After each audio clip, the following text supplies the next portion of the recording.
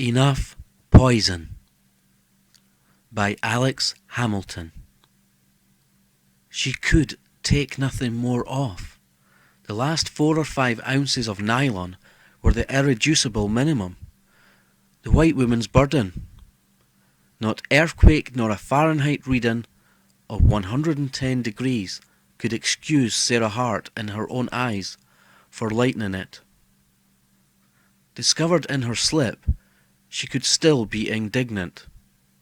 Discovered naked, she would be down to their level. She had never seen one of them naked, but she had heard about it and she could imagine it.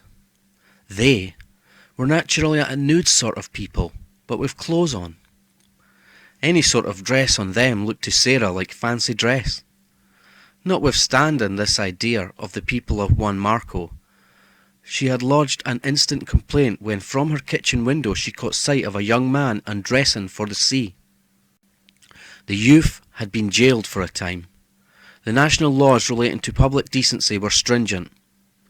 Just how stringent was shown when, on the day following the bathing boy's conviction, her husband Trevor was taken off a tram for being improperly dressed.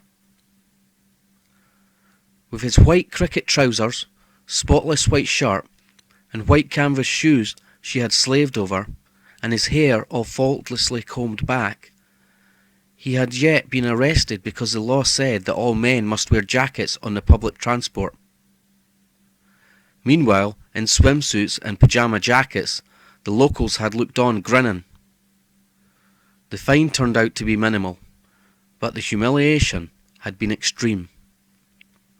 Sarah sat back in a cane lounging chair, with her bare feet planted flat on either side of it, so that the cool tiles should have a chance to draw off some of her exasperation with the people and the climate. She sipped at her drink with increasing speed, watching the rapid dissolution of the ice in it with dismay. When she had finished it, she knew she would have to haul herself out of the chair and trail into the kitchen to make herself another one, but she could not envisage herself ever moving again.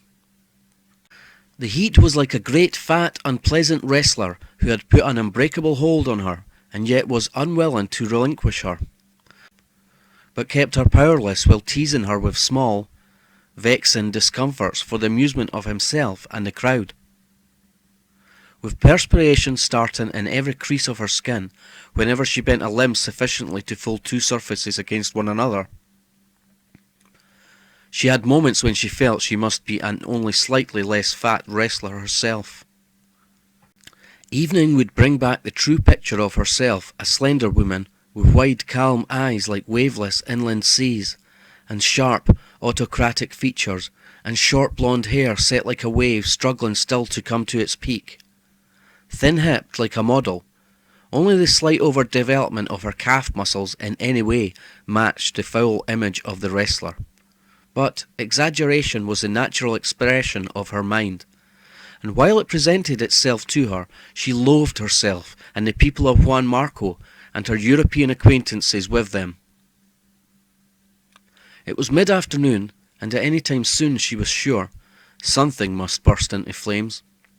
On her knee lay an old novel, inverted. The silverfish were getting through it faster than she was. They seemed to thrive on Victorian prose, as a staple, but for a real à la carte silverfish order, a pre-war thriller like this one was their favourite. The gum in the binding, perhaps. When she got back to England, if she ever did, she'd make a suggestion to the publishers that they incorporate a poison in the binding gum, and what was left over they could feed to some of their authors, judging by what she had read recently. She shoved the book off her knee and swished it across the tiles under the divan. Later on Trevor would pick it up for her, she thought, when he had finished picking her out of this chair. She put her head back for the last of the drink, and then rolled the empty glass over her chest above her breasts. Long after this had ceased to give her any pleasure, she was still doing it as she watched smoke coming out of the ground in her garden. "My God, a volcano!" she said aloud, as she noticed it for the first time. I'm watching one born, she thought, like that stupid idiot of a farmer in Mexico. Then she remembered from the account of the farmer in Mexico that he had felt it hot underfoot for 3 days before the earth crust blew up, and that furthermore, Juan Marco was at least 1,000 miles from any volcano belt. The smoke came out of the stoniest, most arid part of a generally arid garden. It hung around the stones for a while before seeping upwards into the casuarina tree. Sarah's dog staggered to his feet from the house steps, and wandered over without any urgency to examine the phenomenon. Pete, you're a cretin, she told the dog through the open window. The dog turned his head and wagged his tail a little, in an absent-minded way, before resuming his study of the broken patch of ground from which the smoke was escaping. Once the animal backed suddenly, with a little startled jump, and gave anxious attention to a forepaw. Then he went in close again. His snout continued to point at the mystery, while his hind quarters started an independent sideways march. The smoke held together, dense and viscid, clinging to the underside of the leaves of the tree, and smearing stickily all along the branches until it looked like the disturbed dressing of a Christmas tree. The idea occurred to Sarah when she took her dark glasses off. At the same moment, she saw, through the branches of the tree, the two men working with the smoke pump. They were perhaps 200 yards away, on a mound in the Fallon compound, and silhouetted against a scalded sky. But she recognised them for two of the peonies the Fallons had trained, virtually from the ground up. "Reaching above knee level," commented Sarah viciously, and put her glasses back on. She noticed with a vague irritation that the peonies had set up their machine under a palm, no doubt with the idea of having some shade as they worked, though in fact the tree was so tall that the patch afforded must have been exiguous. Sarah made the effort of moving her chair, scraping it round on the tiles inch by inch, until she could watch them without discomfort. It struck her as stupid, but typical, to pump the smoke into the ground at one of the highest points in the whole Fallon compound. It stood to reason that it would be harder work.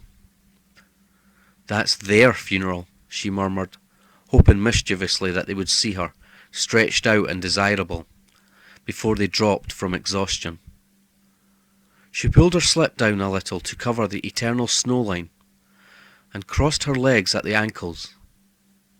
The men could hardly be expected to know the difference, but as a matter of personal integrity, she would not forgive herself if a display of desirability degenerated into a vulgar peep show.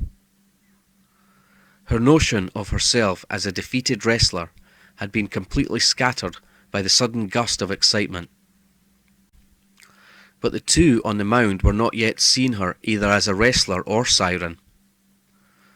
One cranked the handle in a mindless sort of way, imparting to his body the beginnings of a rhythm like those of a man who stands on the fringes of a dance wishing he could join in. The other, taller and apparently younger, skipped to and fro, alternately feeding the machine and banging about on the ground with the flat of his shovel. Once he leapt off the mound and reappeared more slowly, dragging a sack of what Sarah guessed to be the powdered formicide. Both looked away and shielded their eyes as he stabbed the sack to open it, and the fine powder burst out. She could see now other columns of smoke rising within the Fallon compound. The younger peon dashed from one to the other as his older companion directed him, digging up hasty shovelfuls of earth and then tamping down the openings of the ants' warren, so that they should be imprisoned, and the fumes from the burning powder annihilate them wherever they might run in their enormous underground caverns. Sarah saw that she ought to get herself out of her chair and tamped down the hole in her garden. But she could hardly go out undressed as she was, and it seemed to her that the peonies might eventually notice her column of smoke, and Sarah with it. Perhaps one of them might come down to attend to it. That would be an interesting piece of impudence, and a better reason than any for letting the smoke continue to issue from the ground under her window was that the Fallons might see it. Her column of smoke was proven conclusively that she had been right to complain to the Fallons. She had been playing host to the Fallons' aunts. The Fallons' aunts had wandered ad lib in the Harts' garden, and this activity with the Formicide had been delayed quite long enough. She was only sorry that Trevor was not home to see it all, because, while agreeing that ants' nests ramified to an astonishing distance, he had been ever so slightly cool to her when he heard that she had complained to the Fallons. "It's not," Trevor had said, "as if either we or the Fallons are in the least interested in gardening. Live and let live. There's room for the Fallons, and us, and the ants, with all this land unused." "The antidote is poison," she had replied brightly, and as so often her caustic humour deflected his critical intention. A squall of annoyance from her dog diverted her attention from the two men back into her own garden. She laughed as she perceived that Pete had quite evidently been bitten on the snout by an ant. He was sneezing and snuffling and shaking his head. "Serve you right for being so nosy," she called to him as he slunk back under the steps and looked out from behind them at the calm ooze of smoke, which had responded to his inquiries with such an unexpectedly combative stroke. "Just 'cause you're bigger doesn't mean anything," said Sarah gaily, and tossed a bottle cap at him. He watched it, reproachfully, all the way, as it ran past him over the hard earth and smacked against the wall, as if two might suddenly turn and nip him. When Sarah lost interest in Pete's predicament and looked up again, she realised that the two peonies had in the meantime noticed her. They were standing on either side of the machine, gazing down with open interest. The younger one had his hands on his hips, and the elder had his in his pockets, in that detestable personal fashion that she saw and loathed wherever she looked at men looking at her in South America. Both immediately moved into action then, as if her glance were a charge of life.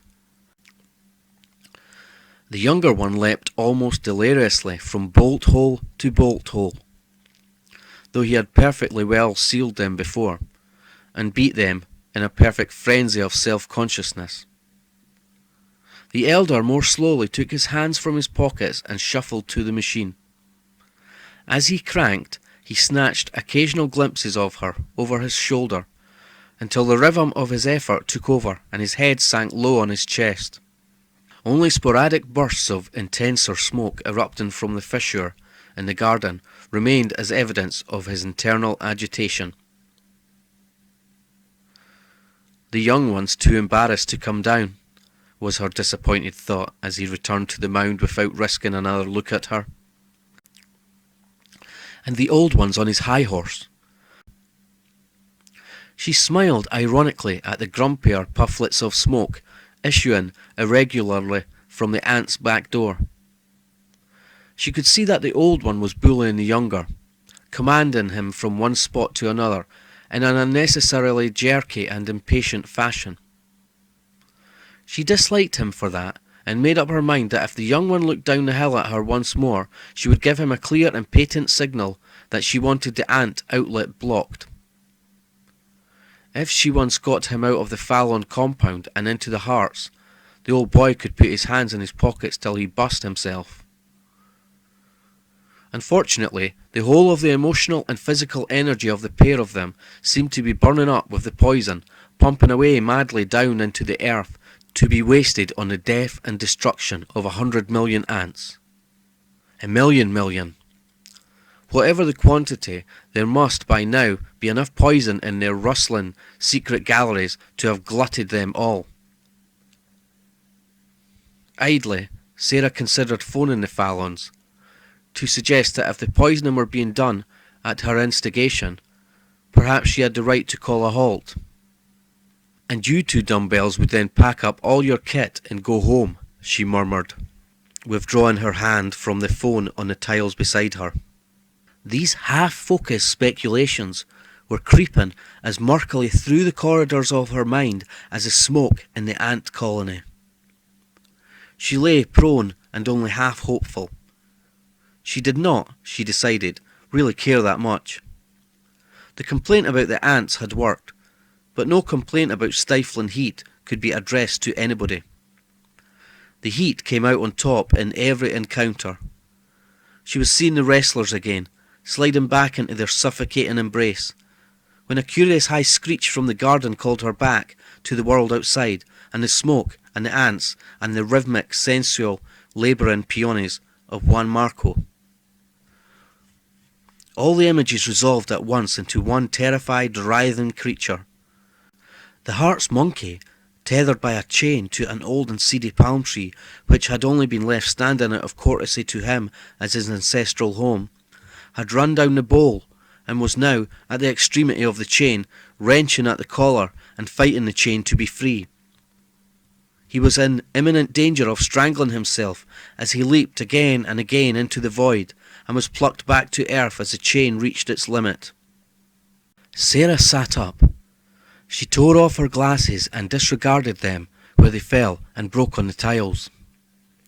With them off, she could see that the monkey was crawling with ants, and the inside wall of the Hart's compound was almost unrecognisable as newly whitewashed.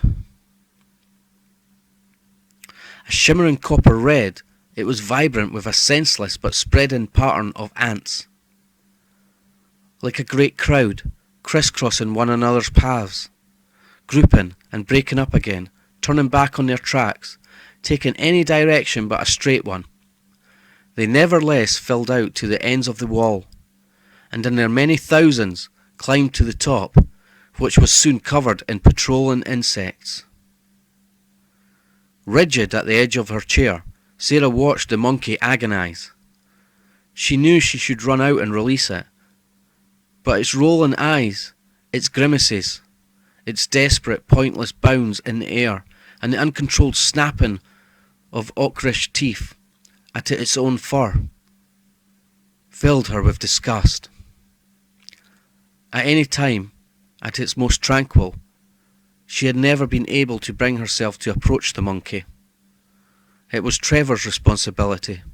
He fed it, blandished it, and paid out conscience money when it bit anybody. The tradesmen all knew the length of its chain, and detoured to stay outside its radius. They had taken over the monkey with the house. It had been a pet of the Carrisford children, and when Sarah had heard that it had even bitten one of them, and that the child had had a nasty forearm for 3 months from the poison of the bite, she had wanted the beast destroyed. But Trevor had said that Carrisford himself had agreed that in a sense the child had got its deserts for teasing it, and that a frightened animal always turns savage. And savage it certainly was now. Tearing at the ants, it had gashed itself. Horrified, she watched flecks of blood spinning off it into the dust as it wrenched round and round in its grotesque struggle. She thought of Trevor's gun. Suddenly she ran. She hit his writing desk so hard that for a moment she could not pull the drawer open. In a panic, she decided it was locked and yanked at the handle so violently that the drawer came clear out of the desk, spilling its contents all over the tiles. Among them was a gun, and she snatched it up and ran to the window. The monkey had vanished. She stared for a moment, bewildered. Then she saw that it had run up the tree. She sighted it with difficulty and pulled the trigger. Nothing happened. The gun had misfired. She pulled the trigger again and again without any result. The chamber was empty. She looked despairingly at the articles littered about the floor and saw no bullets. Trevor with a gun would never go beyond bluff. In a rage, she flung the gun through the window at the swelling mass of ants. Its heavy sheen flickered for a moment as it pitched among them, and then was extinguished by the dark and rising tide of insects. And, at that moment, with a shrill scream, the monkey jumped out of the tree. In mid-air, its impetus was suddenly checked as the chain pulled taut. A second later, it was hanging down the trunk of the palm, apparently lifeless. Sarah supposed it could only have broken its neck with that last frantic leap. She would not look at it again. She fixed herself in the window in such a way that she could not, while all the time, busy in the silliest way up there on the mound, those idiotic, impenetrable peonies continued to pump their inadequate smoke into the ground.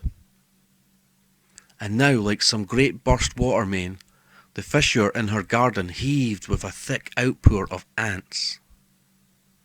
Could they not see what was happening?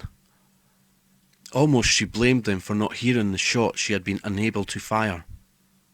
As the ants, unbelievable that the quiet, still earth should erupt with so many ferocious millions, spilled, somersaulting across the garden, she thought again of Pete. "Pete," she called sharply, "come here this minute." But there was no response from the dog. She leaned far out of the window, trying to see under the steps, but he had moved from there. She called again, angrily, and saw him suddenly, over by the gate, walking stiff-legged across a rocky lacuna, still more or less bare of ants. His tail was between his legs, and he was sidling obsequiously towards the gate, already sinking his belly to the ground to wriggle under it, as he always did. "Pete!" she wailed, as the dog moved hock-deep through the ant shallows. Then the dog was hurling himself madly at the aperture under the gate, and wriggling and yelping as he tried to squeeze his way through. The gate shook and rattled with his efforts, and battalions of the hideous army rumbled off it onto his back. Then he was through and gone. Briefly she saw him racing through the brush which surrounded the Hart's compound, stop in a clearing where the sand was as fine and white as bone meal, and roll onto his back, to move about as if he were only playing. Then he was on his feet and running again, and Sarah lost sight of him, though she could hear crying as he continued his battle, in a diminuendo as he moved farther and farther away.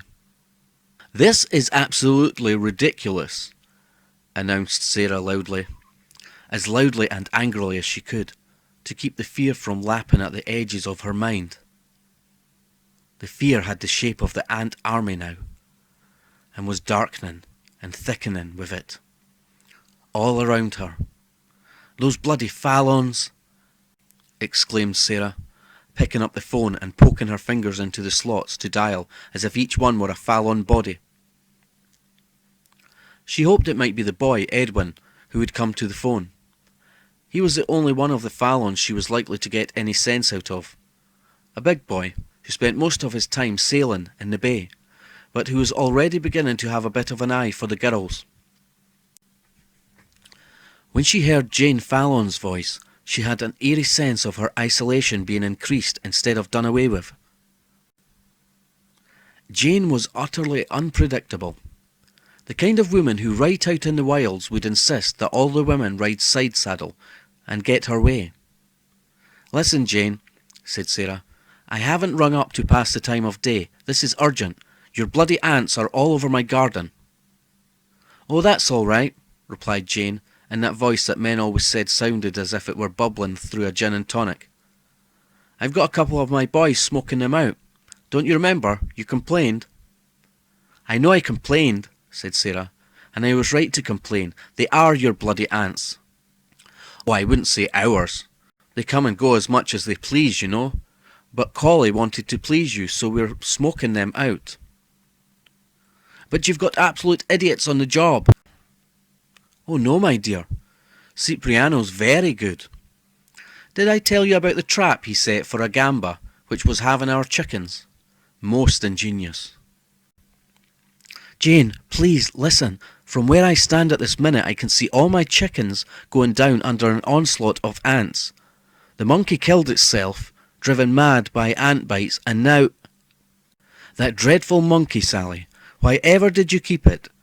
It had the most abominable record. Malicious, obscene, and dangerous. I really can't say that I'm sorry. It was a wretched creature. Let me talk to Edwin, Jane. May I, please, as a favour to me? I can't think why you should want to talk to Edwin. I'd like him, as a favour to me, to block up these ant nests. Oh, Sally, darling, you would be wasting your time. Edwin doesn't know an ant nest from a hole in the ground. All he ever does is think about sailing. And actually, that's where he is now, with the boat Collie had shipped in for him. From Port of Spain. Lovely place. We were there once on a contract. Sarah took a deep breath and wiped the sweat from her palm on her slip before speaking again. Jane! Sally, nice to hear from you. You must both of you climb the hill and dine. Such fun to hear from Trevor about all his new improvements. Have you your diary handy? He might fix a firm date. I'd love that. But for a moment, please listen. Will you listen, Jane, without interrupting? I'm listening. My, but it's hot. Do you know, sometimes I just feel like pulling most of my clothes off and sitting about in my slip. Too many people running around the house, that's my bugbear. Well, I'm alone, said Sarah, and unless you do something to help me, I'm going to be killed by ants. Do you hear me? They're right round the house now, Jane. Oh dear, what an exaggerator you are, Sally. Don't worry, they're all up to their gills with poison. Like our husbands after a club dance. They'll walk a few yards and make terrifying gestures and just keel over. I've seen it dozens of times. I don't think they're using enough poison. Don't you believe it? Cipriano's got enough poison out there to kill off all the ants in South America. And if there are any stragglers, he can always wipe them out with that foul cheroot of his. There's one running up my leg now. They're in the house. I must admit it's amazing how they get about. Oh well, flick it off and I'll see what can be done. I'll see if I can put out a signal to them and call it off for today. Nice to hear from you, Sally. Thank you for calling, dear. No, they're not using enough poison, screamed Sarah. Tell them to go on, but use more poison. But the phone had clicked in her ear. She ran to the window and retreated again as the ants advanced over the sill. Up on the mound the peonies had stopped working. They were huddling together and looking into the cupped hands of the elder, playing about with a lottery coupon, or a beetle, or any simple-minded trivial thing. Blast them. No, evidently they were lighting cigarettes, because they drew apart, and the younger put his head back as if to clear his eyes of smoke. The elder drew a forearm over his brow, reached out for the shovel, and set it under his shoulder and, leaning on it, stared straight down the haft into the ground. The younger turned full on to look at Sarah. She lifted an arm, gesticulated wildly around at the ants, advanced columns of which were probing in all directions, eager as fire. The young peon puffed solemnly at his cigarette, and once snatched a glance at his companion, and straightway looked back at Sarah again. Sarah pulled her slip over her head and slung it casually away across the tiles.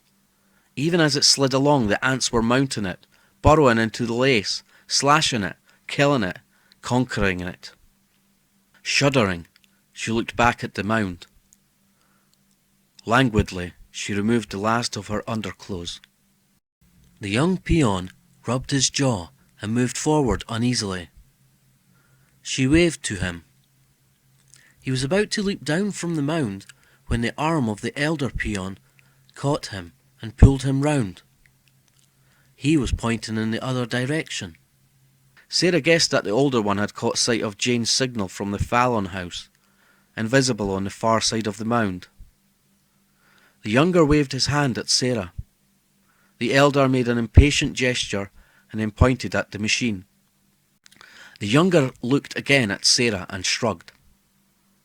Together then, they pulled the nozzle of the pump out of the ground and filled in the hole. The young one waved at Sarah and was angrily told off. Looking backward over his shoulder, he helped the elder slowly bear away the machine towards the Fallon house, and moments later they were disappearing from view on the far side of the mound.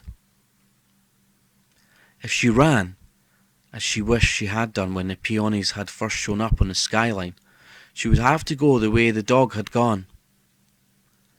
And he had gone when the going was still more or less good. She tried to build up a rage inside her, to help for the moment when she opened the door and ran. "You'll all take formicide," she swore, "and there'll be enough for everybody." But she was naked and afraid.